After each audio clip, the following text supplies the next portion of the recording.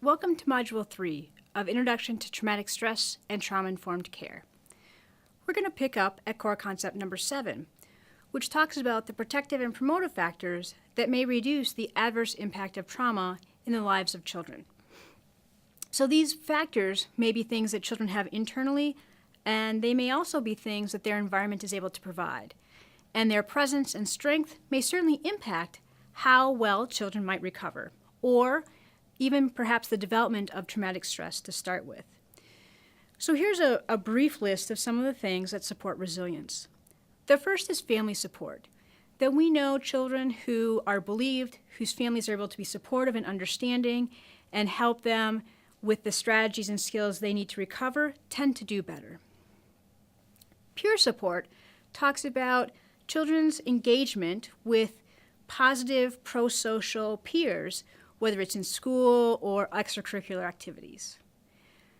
Competence, self-efficacy, self-esteem. So children feeling as if they have worth, feeling as if they can cause positive outcomes in their environment and that they're good at something. And that something might be woodworking, music, art, academics, athletics, but feeling as if they have something to contribute to the world. A sense of school connectedness, which is very different than school success. It's the idea that they belong and that there's a community around them that they can rely on and that they're a part of. And the last one on our list is spiritual beliefs. And this isn't so much about necessarily religion, but a belief in something greater than themselves. So those are just some of the factors that when we look at how do we help children recover, we may want to ask ourselves, how is it that we can implement or capitalize on some of the things that children have in each of these categories? So for example, if we have a child that we've placed in foster care, if they're very athletic, can we somehow figure out a way to keep them involved in those sorts of endeavors? Or children who may be very artistic, how do we help them stay connected to activities that really help them capitalize on what they can contribute and the innate skills that they may have? As we move into core concept number 8, we really start to talk about development. And as in Module 1, we talked a little bit about how stages of development might be affected by trauma. And so traumatic stress can really interrupt the acquisition of developmental strategies and skills. And that sometimes we can see a regression in skills, so they've lost previously attained capacities, or almost a pseudo-maturity. So the 5-year-old who can change the 2-year-old's diaper, for example, would be one example of the acceleration. So think about the foundation of all of the social and emotional skills that we have in life are really laid down and built prior to even starting school. And these are skills like the awareness that I have an impact on you and you have an impact on me. So when a toddler drops a toy off their high chair and then adults smile and pick it up, the toddler drops it again, and this goes back and forth. And the adults are typically the first people who get tired of this game. And that's a child's foundational development of the idea that I have an influence on you and you have an influence on me. Or the toddler who falls over. So they fall, and frequently the first thing that many toddlers will do is look at the adults around them. And the adults and respond with a look of fear, then children will very often cry. Or the adult might say, "Oh, it's okay, you just got a little scared," and the child might stand up and then go on with their activities. That could be considered some of the foundation of emotional labeling and coping. So those strategies can really be laid down in those interactions that very young children have with adults. But when children endure multiple traumatic events, particularly when they are very young, they may have foundational gaps in their development. It's as if the bottom of the staircase is not present. And they may continue to develop the skills and strategies that they need to compensate for that, but it may not necessarily replace the bottom of the stairs. So think about a child who we are on an emotional level asking to do algebra before they can add and subtract. We're asking children to cope with really scary memories, thoughts, or situations before they have foundational coping skills. And when kids are struggling in school, one of the things that we do a good job of, and our school systems typically do a good job of, is trying to assess where are they at? Where are their math skills at? Where are their reading skills at? And then develop interventions to help those children move forward from where they're at to where they need to be. So if we think about that on a social and emotional level, we may want to assess where is this child on an emotional level, on a social interactional level, on an emotional coping level, and then develop strategies to help them get towards where might be a more developmentally normative approach. But we're not going to continue to ask them to do the emotional equivalent of algebra before we've really addressed gaps in their ability to add and subtract and multiply and divide. So some of that developmental impact is related to neurobiology, and that we are all wired to have a neurological response to respond to an appraised danger, and that traumatic experiences evoke that response in us. And we share this with a lot of mammals. And the more of those exposures, traumatic exposures that children have, the greater the likelihood for some sort of neurological disturbance or neurological impact is. Now, on one hand, the fact that our brains are relatively plastic until we're in our mid-20s, and some of that depends on gender, it means that traumatic experiences can have an effect on our neurological development. On the other hand, that same plasticity provides opportunities for children to recover from those sorts of events.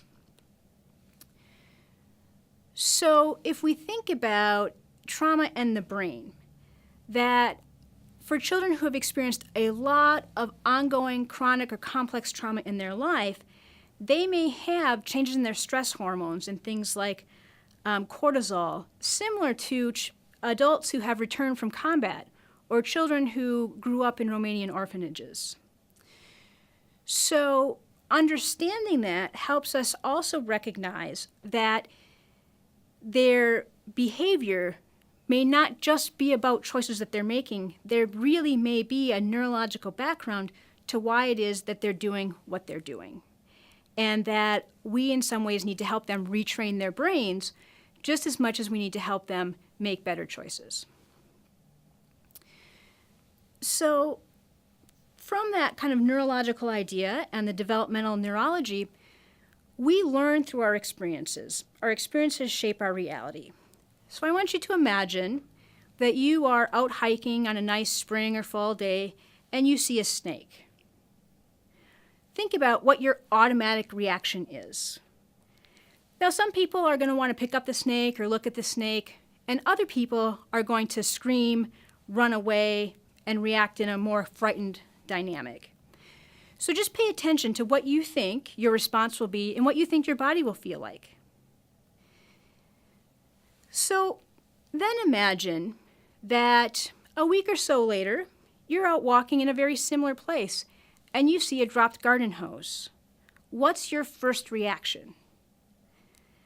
Now, if your reaction was one of fear, your immediate reaction is probably going to be to do what it was that you did when it was a snake, whether you scream, whether you run away, but that's your first reaction. And that reaction happens more quickly than your kind of thinking part of your brain can kick in and say, hey, wait, it's just a garden hose. So that neurological response to traumatic events or neurological response that triggers our fight, flight, and freeze reactions is a very fast part of our brain, and in some ways it operates more quickly than our logical thinking part of our brain. And so if we look at a basic neurological perspective, we can kind of think of our brain as having three parts. So if you see the brain on the slide, that there's that part, our brain stem, which if my fist is the brain, is kind of our wrist. And that's a part of our brain that we share with reptiles. It keeps our heart beating, our body temperature under control. And then we move into the part of our brain, our limbic system, that if your brain is a fist, it's where your thumb is. And that's our limbic system, our HPA axis. That's the part of our brain that on a kind of basic level is responsible for all of our sensory input and our fight, flight, and freeze responses. And then that prefrontal cortex, or our cortical structures, that's the part of our brain that's really responsible for thinking as we think about thinking, and planning and decision making and things like that. So if we go back to our snake example, when you're seeing the dropped garden hose, if you were scared, that limbic system response of scream, run, act as if this is a scary, dangerous thing, that happens right away. And that kind of thinking brain, prefrontal cortex, or those cortical structures, operate a little bit more slowly, and they kind of take their time to kick in and say, hey, wait, it's just a garden hose. So this can be particularly challenging when we're working with kids who may, for example, have externalizing behavior.